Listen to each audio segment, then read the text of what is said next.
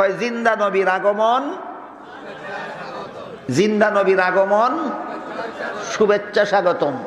আমি জিজ্ঞাসা করতে চাই, জিন্দা নবী বলতে তুমি নিজেই কি গুড়ার ডিম বুঝো, আর আমরা রে স্লোগান দিয়া কি গুড়ার ডিম বুঝাইতে চাও? জিন্দা নবীর ব্যাখ্যা দাও। আল্লাহ পাক রব্বুল আলামিন পবিত্র কোরআনে বলেন, ইন্নাকা মাজ্জিতুন ওয়া ইন্নাহুম মাজ্জিতুন। হে রাসূল করিম সাল্লাল্লাহু আলাইহি ওয়াসাল্লাম, নিশ্চয়ই আপনি মরণশীল। ইন্না অর্থ নিশ্চয়ই, কা অর্থ আপনি, মাইয়িত অর্থ চিরঞ্জীব। না, আরে সভাপতি সাহেব না করে। ইন্না অর্থ নিশ্চয়ই, কা অর্থ আপনি, মাইয়িত অর্থ মরণ নাই না মরণশীল। মাইয়িত কারে কয়? মরণ নাই না মরণশীল। আল্লাহ কোরআনে আমাদের নবীকে বলেছেন নিশ্চয়ই আপনি মরণশীল। কাজেই তুমি জিন্দা নবী বলতে নিজেই কি বুঝছো, আমরা কি বুঝাতে চাও ব্যাখ্যা দিতে হবে। যদি বলো তুমি জিন্দা নবী বলতে নিজেও বুঝছো, আমরা বুঝাইতে চাও যে নবীর কোনোদিন মরণ নাই, তাহলে এটা কোরআন বিরোধী স্লোগান, আল্লাহ বিরোধী স্লোগান, কুফরি স্লোগান। যদি জিন্দা নবীর অর্থ এটা হয় যে নবীর অতীতেও কোনোদিন মরণ ছিল না, ভবিষ্যতেও কোনোদিন মরণ নাই, এই যদি হয় তোমার জিন্দা নবী কথার ব্যাখ্যা, তাহলে এটা কোরআন বিরোধী স্লোগান, আল্লাহ বিরোধী স্লোগান, কুফরি স্লোগান। আর যদি বলো যে না, আমি জিন্দা নবী বলতে অতীতেও কোনোদিন মরণ ছিল না, এটা বুঝাইছি না। অতীতে নবীর একদিন মরণ হইয়া গেছে, তারপরে নবীকে যথারীতি কাফন পরানো হয়েছে, গোসল করানো হয়েছে, জানাজা পড়া হয়েছে, দাফন করা হয়েছে রওজা শরীফে। হাদিস শরীফে আল্লাহর রাসূল সাল্লাল্লাহু আলাইহি ওয়াসাল্লাম বলেন, আল আম্বিয়াউ আহইয়াউন ফি কুবুরিহিম। এটা সহিহ হাদিস। আল্লাহর রাসূল সাল্লাল্লাহু আলাইহি ওয়াসাল্লাম বলেন, নবী রাসূলগণকে দাফন করা মাত্রই আল্লাহ জীবিত করে দেন। তাহলে জিন্দা নবী বলতে যদি এই কথা বলো যে না অতীতে মরণ ছিল না, এটা কইছি না। জিন্দা নবী বলতে বুঝাইছি নবীর দাফনের পরে জিন্দা হইয়া গেছেন, এইটা হইল আমার জিন্দা নবী কথার ব্যাখ্যা। তাহলে এই পর্যন্ত কথা ঠিক আছে, জিন্দা নবী কথা ঠিক আছে। কারণ আহলে সুন্নাত ওয়াল জামাতের আকীদা হইল নবী রওজা শরীফে জিন্দা আছেন। কাজে এই অর্থে আমরা জিন্দা নবী বলতেই পারি, এই অর্থে আমরা জিন্দা নবী বলতেই পারি, 100 বার বলতে হবে। কেউ যদি বলে যে না রওজা শরীফে নবী জিন্দা নাই, তাহলে সে আহলে সুন্নাত ওয়াল জামাত হতে পারে না। কিন্তু দুঃখের ব্যাপার হইল আমাদের সমাজে আহলে সুন্নাত ওয়াল জামাত বুঝে শুনে হওয়া লাগে না। আহলে সুন্নাত ওয়াল জামাত তালে তালে আর ফালে ফালেই হওয়া যায়। তালে তালে আর ফালে ফালে সুন্নি হইলে চলতো না, কথাগুলি জানতে হবে, মানতে হবে, তারপর আহলে সুন্নাত ওয়াল জামাত হওয়া যাবে।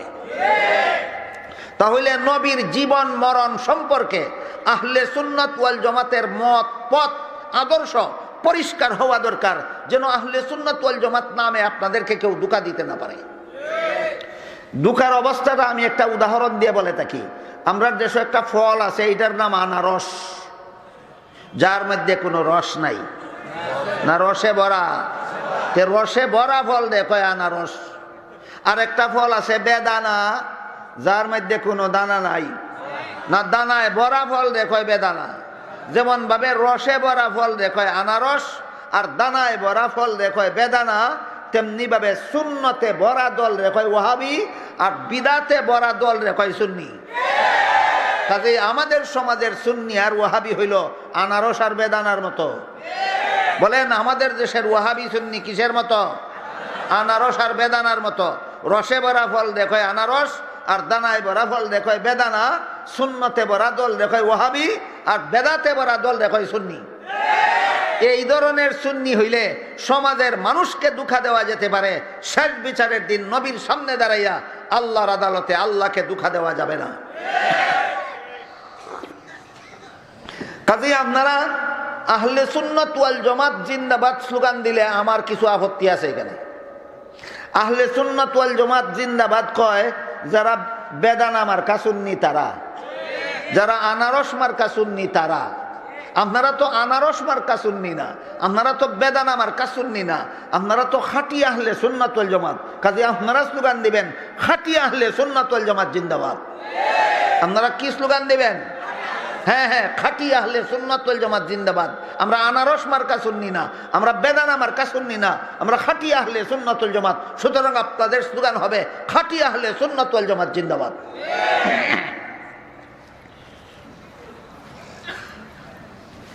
আহলে সুন্নাত ওয়াল জামাত, খাঁটি আহলে সুন্নাত ওয়াল জামাতের আকীদায় নবীর জীবন মরণ সম্পর্কে কিছু কথা পরিষ্কারভাবে আপনারা জানলে আপনারা কেউ সুন্নি নামে ধোঁকা দিতে পারবে না। নবীর জীবন বলতে কি বোঝায়, নবীর মরণ বলতে কি বোঝায়, আল্লাহ পাক রব্বুল আলামিন কোরআনে পরিষ্কার ভাষায় নবীর মরণ কথাটা বলেছেন, আর রাসূল তার সহিহ হাদিসে তার জীবন সম্পর্কে বলেছেন। আল্লাহ কোরআনে বলেন ইন্নাকা মাইয়িতুন ওয়া ইন্নাহুম মাইয়িতুন, হে রাসূল করিম সাল্লাল্লাহু আলাইহি ওয়াসাল্লাম, নিশ্চয়ই আপনি মরণশীল, নিশ্চয়ই আপনি মরণশীল। এই মরণ শব্দটা হইল বাংলা, বাংলা শব্দে মৃত্যুও বলতে পারেন, বাংলায় তিরুদানও বলতে পারেন, যে কোনো শব্দ অর্থ একটা হইল। আর এইটাকে যদি আরবি শব্দ দিয়া বলেন বলতে পারেন ইন্তেকাল, বলতে পারেন ওফাত। আরবি ভাষায় কি বলবে? ওফাত, ইন্তেকাল। বাংলা ভাষায় তিরুদান কয়, বাংলা ভাষায় মৃত্যু কয়, বাংলা ভাষায় মরণ কয়। শব্দ যেটাই হোক, গার আর গর্দনা এক জিনিস হই, গার আর গর্দনা এক জিনিস হই। আল্লাহ পাক রব্বুল আলামিন নবীর মরণ সম্পর্কে বলেন ইন্নাকা মাইয়িতুন, নিশ্চয়ই আপনি মরণশীল। সুতরাং যে ব্যক্তি নবী মরণশীল ছিলেন, নবীর একদিন মরণ হয়ে গেছে, এই কথা যে বিশ্বাস করবে না, সে আল্লাহর কোরআন মানে না, আল্লাহর প্রতি তার বিশ্বাস নাই, সেই ব্যক্তি মুসলমান নয়। এটাই আহলে সুন্নাত ওয়াল জামাতের আকীদা। নবীর একদিন মরণ হয়ে গেছে এই কথা যদি কেউ মানে না, তাহলে সে কোরআন মানে না, যে কোরআন মানে না সে আল্লাহ মানে না, যে আল্লাহ মানে না সে বেঈমান, হে মুসলমান না। গেল নবীর মরণ সম্পর্কে কোরআনের ঘোষণা। এবার নবীর জীবন সম্পর্কে হাদিসের ঘোষণা। হাদিস শরীফে রাসূল করিম সাল্লাল্লাহু আলাইহি ওয়াসাল্লাম বলেন আল আম্বিয়াউ আহইয়াউন, সমস্ত নবী, শুধু আমি একা নই, সমস্ত নবী রাসূলগণকে যখন রওজা শরীফে দাফন করা হয় আল্লাহর পক্ষ থেকে সাথে সাথে জীবিত করে দেওয়া হয়। বুঝে থাকলে বলুন, নবীর সহিহ হাদিস বুঝে থাকলে বলেন, নবীগণকে দাফন করার পরেও মুর্দা থাকেন না জিন্দা হইয়া যান? এইটা আহলে সুন্নাত ওয়াল জামাতের আকীদা। আনারস মার্কা আহলে সুন্নতের না খাঁটি আহলে সুন্নতের? বেদানা মার্কা আহলে সুন্নতের না খাঁটি আহলে সুন্নতের? আজকের থেকে কোনোদিন ভুলে যাবেন না, আমাদের সমাজে আহলে সুন্নত দুইটা আছে, একটা আনারস মার্কা আহলে সুন্নত, বেদানা মার্কা আহলে সুন্নত, আর একটা খাঁটি আহলে সুন্নত। বুঝে থাকলে বলেন, আমাদের সমাজে আহলে সুন্নত কটা আছে? দুইটা, একটা আনারস মার্কা আর বেদানা মার্কা, আর একটা খাঁটি আর একটা খাঁটি। খাঁটি আহলে সুন্নাত ওয়াল জামাতের আকীদা মতে দাফন করার পরে নবী মুর্দা থাকেন না, জিন্দা হইয়া যান। সমস্ত নবী দাফন করার পরে জীবিত হয়ে গেছেন। আদম নবী দাফন করার পরে জীবিত হয়ে গেছেন, নূহ নবী দাফন করার পরে জীবিত হয়ে গেছেন, ইব্রাহিম নবী দাফন করার পরে জীবিত হয়ে গেছেন, মুসা নবী দাফন করার পরে জীবিত হয়ে গেছেন, মুহাম্মদুর রাসূলুল্লাহ সাল্লাল্লাহু আলাইহি ওয়াসাল্লাম দাফন করার পরে জীবিত হয়ে গেছেন। ঈসা নবীর দাফনও বাকি, জীবিত হওয়াও বাকি। কথা বুঝে আসলো? এইগুলি খাঁটি আহলে সুন্নাত ওয়াল জামাতের আকীদা। তাহলে আহলে সুন্নাত ওয়াল জামাতের আকীদা মতে নবীর জীবন মরণ এই দুইটা কথা সম্পর্কে আগে পরিষ্কার ধারণা হোক। আহলে সুন্নাত ওয়াল জামাতের আকীদা মতে নবীর একদিন মরণ হয়ে গেছে এই কথা যদি কেউ মানে না, তাইলে সে কোরআন মানে না, সে আল্লাহ মানে না, সে মুসলমান নয়। আর নবীর একদিন মরণ হয়ে গেছে এই কথা মানার পরেও দাফনের পরে নবী জিন্দা হইয়া গেছেন, আর কোনোদিন মরণ, ভবিষ্যতে আর কোনোদিন নবীর মরণ হবে না, এটা যদি বিশ্বাস করে না, তাহলে সে আহলে সুন্নাত ওয়াল জামাত হতে পারবে না।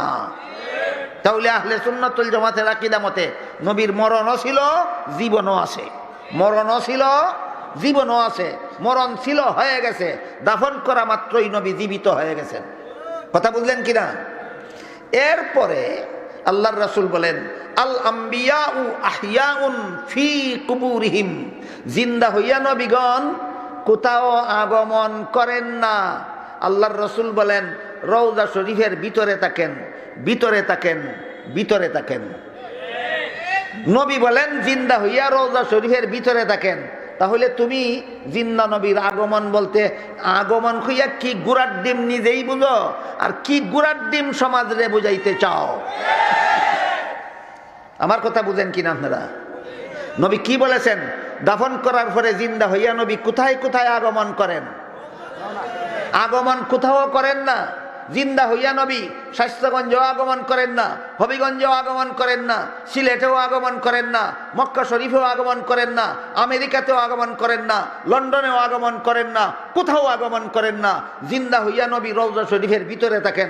সহিহ হাদিস আল্লাহ রসুল বলে গেছেন। সুতরাং জিন্দা নবীর আগমন কইয়া কি গুড়ার ডিম নিজেই বুঝো, আর কি গুড়ার ডিম সমাজকে বোঝাতে চাও? যদি বলো জিন্দা নবী অর্থ অতীতে মরণ ছিল না, তাহলে জিন্দা নবী স্লোগানটা কুফুরি। আর যদি বলো অতীতে মরণ হয়ে গেছে, এরপরে জীবিত হইয়া গেছেন, তবে আমাদের এখানে আগমন করেন, তাহলে এটা আহলে সুন্নাত ওয়াল জামাত বিরোধী স্লোগান। মরণ ছিল না বললে ঈমান বিরোধী স্লোগান, আর আগমন করেন বললে আহলে সুন্নাত ওয়াল জামাত বিরোধী স্লোগান। কথা বুঝে আসলো কিনা? রাসূল করিম সাল্লাল্লাহু আলাইহি ওয়াসাল্লামের অতীতেও কোনোদিন মরণ ছিল না। জিন্দা নবীর এই অর্থ যদি করা হয় তাহলে স্লোগানটা কুফুরি। বুঝছেন কিনা? আর অতীতে মরণ হইয়া গেছে, কাজেই জিন্দা নবীর আগমন বলতে আমরা বুঝাই যেহেতু রওজা শরীফে জিন্দা আছেন, এই জিন্দা নবী ওই আমাদের অনুষ্ঠানে আগমন করেন, তাহলে এটা আহলে সুন্নাত ওয়াল জামাত বিরোধী স্লোগান। এটা সুন্নি হওয়ার স্লোগান না, এটা বেদাতি হওয়ার স্লোগান। কারণ নবী বলে গেছেন রওজা শরীফের ভিতরে থাকবেন, কোথাও বের হয়ে আসবেন না। আমাদের সমাজে এইরকম অনেকে এইরকম যুক্তি দিয়া থাকে, কই টেলিভিশনের বক্তা যদি আমাদের ঘরে ঘরে আসতে পারে, আমাদের নবী আমাদের ঘরে ঘরে আসতে পারবেন না কেন? আজরাইল যদি মানুষের জান বাইর করার জন্য ঘরে ঘরে আসতে পারেন, আমাদের নবী আসতে পারবে না কেন? মুনকার নাকির ফিরিস্তা যদি সোয়াল জব করার জন্য মুর্দার কবরে কবরে আসতে পারে, আমাদের নবী আসতে পারবেন না কেন?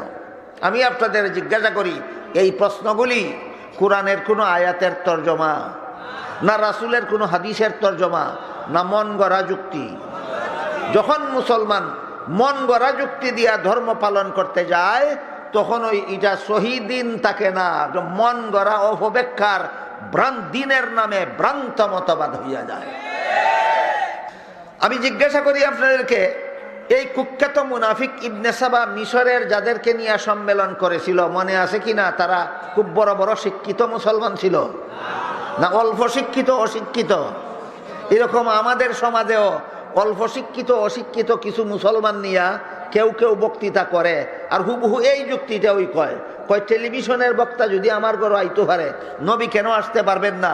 আজরাইল যদি আমার ঘরে আসতে পারে, নবী কেন আসতে পারবেন না? মুনকার নাকির যদি আমার ঘরে আমার বাবার কবরে আসতে পারে, নবী কেন আমার কবরে আসতে পারবেন না? ইবনে সাবা মুনাফিকের যেই যুক্তি, এরাও দেয় সেই যুক্তি। এখানে যুক্তি সম্পর্কে আরো কিছু জরুরি কথা আমাদের মনে রাখা দরকার। যুক্তি সম্পর্কে ইসলামের বিধান হইল, যুক্তি যদি আল্লাহর হুকুমের পক্ষে হয়, যুক্তি যদি নবীর তরিকার পক্ষে হয়, সেই যুক্তি গ্রহণযোগ্য হয়।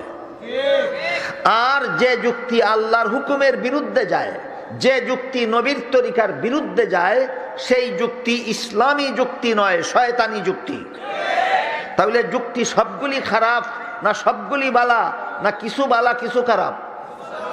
কোন যুক্তি বালা?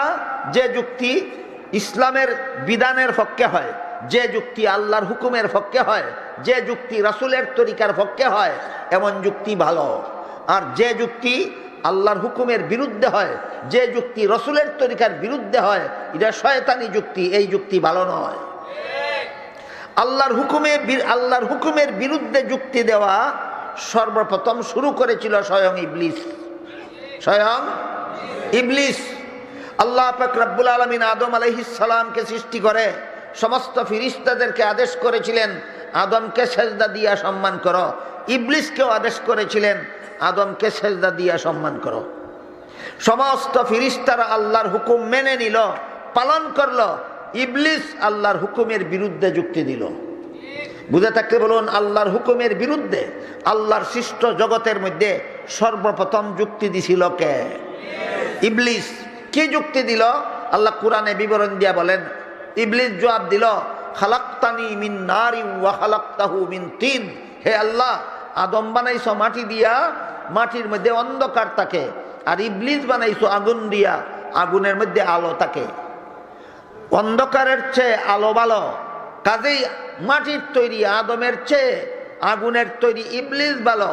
আদম যদি আমার চেয়ে শ্রেষ্ঠ হইতো তাহলে আদমকে সেজদা দিয়া সম্মান করা যুক্তিসঙ্গত হইতো। আদম আমার চেয়ে শ্রেষ্ঠ নয়, আমি আদমের চেয়ে শ্রেষ্ঠ, কাজেই আমি আদমকে সেজদা দেওয়ার কোনো যুক্তি নাই। আল্লাহর হুকুমের পক্ষে দিল যুক্তি, না বিরুদ্ধে দিল? বিরুদ্ধে দিল। যুক্তির সারমর্ম হইল, মাটির তৈরি হইলে শ্রেষ্ঠ মর্যাদা হবে না। আমাদের সমাজেও যদি কেউ এমন যুক্তি দেয়, কই নবীরে মাটির তৈরি হইলে নবীর মর্যাদা থাকে না, তাহলে তোমার যুক্তি আর শয়তানের যুক্তি এ ব্যবধান কোথায়? না বুঝে আসে না কথা আপনাদের? আল্লাহর বিধানে নূরের তৈরির মর্যাদার চেয়ে মাটির তৈরির মর্যাদা শ্রেষ্ঠ, এটা বোঝাবার জন্যই আল্লাহ নূরের তৈরি ফিরিস্তার দ্বারা মাটির তৈরি আদমকে সেজদা করাইছেন। আপনারা বুঝে থাকলে বলুন, ফিরিস্তা মাটির তৈরি না নূরের তৈরি? আদম নূরের তৈরি না মাটির তৈরি? কার মর্যাদা শ্রেষ্ঠ? আল্লাহর বিধানে নূরের তৈরির মর্যাদা শ্রেষ্ঠ নয়, মাটির তৈরির মর্যাদা শ্রেষ্ঠ। এটা প্রমাণ করার জন্যই নূরের তৈরি ফিরিস্তা দিয়া মাটির তৈরি আদমকে সেজদা করাইছেন। কাজেই যদি কেউ বলে মাটির তৈরি হইলে মর্যাদা শ্রেষ্ঠ হবে না, তাহলে এই যুক্তি আর ইবলিসের যুক্তিতে কোনো ব্যবধান নাই। এটা এই যুক্তি গ্রহণযোগ্য যুক্তি নয়, এটা আল্লাহ বিরোধী যুক্তি। ইবলিসের এই যুক্তির কারণে ইবলিস কি পরিমাণ লাভবান হইল এর কিছু হিসাব আপনাদেরকে সমঝাই। এই আল্লাহর হুকুমের বিরুদ্ধে এই একটা যুক্তি দিয়া মাটির তৈরি হইলে মর্যাদাশালী হইতে পারে না, এই যুক্তি দিয়া ইবলিস কি পরিমাণ লাভবান হইল শোনেন। তাফসীরে কুরতুবী শরীফে লেখা আছে, ইবলিস ৮০,০০০ বৎসর আল্লাহর ইবাদত বন্দেগী করেছিল। স্মরণ রাখুন, কতদিন? ৮০,০০০ বৎসর। ইবলিস ৮০,০০০ বৎসর আল্লাহর ইবাদত বন্দেগী করেছিল। তারপরে আল্লাহ ইবলিসকে সারা পৃথিবীর রাজত্ব দান করেছিলেন আর জান্নাতে বসবাস করার সুযোগ সুবিধা দিয়েছিলেন। ৮০,০০০ বৎসর ইবাদত করছিল, তারপরে আল্লাহ ইবলিসকে কোন দেশের রাজত্ব দিছিলেন? সারা পৃথিবীর রাজত্ব দিছিলেন। বসবাস করার ব্যবস্থা দিছিলেন কোথায়? জান্নাতে। থাকতো জান্নাতে আর রাজত্ব করত পৃথিবীতে। এমত অবস্থায় ইবলিস যখন যুক্তি দিল যে আদম নবী মাটির তৈরি হইয়া থাকলে আর নূরের তৈরি থেকে শ্রেষ্ঠ হতে পারে না, এই একটা যুক্তির কারণে ইবলিসের ৮০,০০০ বৎসরের ইবাদত বন্দেগী ধ্বংস হইয়া গেল। পৃথিবীর রাজত্ব তার হাত থেকে ছিনাইয়া নেওয়া হইল, জান্নাত থেকে বহিষ্কার করে দেওয়া হইল। কি কি গেল দেখেন।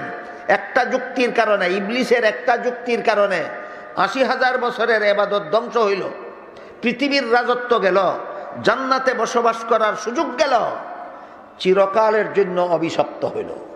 ইবলিসকে আল্লাহ কতদিনের জন্য অভিশাপ দিয়া জান্নাত থেকে বের করলেন? এক যুক্তি একই পরিমাণ গেল। কাজেই যদি কেউ এই ধরনের যুক্তি আজও যদি কেউ দেয় যে নবী মাটির তৈরি হইলে নবীর মর্যাদা হয় না, তাহলে তোমার কি কি যাইতে পারে চিন্তা করো। এই যুক্তির কারণে ইবলিসের কি কি গেছিল মনে আছে? বুঝে আসছে কিনা? ৮০,০০০ বছরের ইবাদত গেছিল। আপনার আর ১০০০ বছরের ইবাদত আছে? ইবলিসের ১০০০ বছরের ইবাদত গেছিল। কোন যুক্তি দেওয়ার কারণে? নবী মাটির তৈরি হইলে নবীর মর্যাদা থাকে না, এই যুক্তির কারণে। যুক্তিটা মনে থাকবে আপনাদের। নবী মাটির তৈরি হইলে নবীর মর্যাদা থাকে না, এই যুক্তির কারণে ইবলিসের ৮০,০০০ বছরের ইবাদত গেল আর সারা পৃথিবীর রাজত্ব গেল, জান্নাতে বসবাস করার সুযোগ সুবিধা গেল। ভবিষ্যতে চিরকালের জন্য ইবলিস আল্লাহর লানত প্রাপ্ত হইল।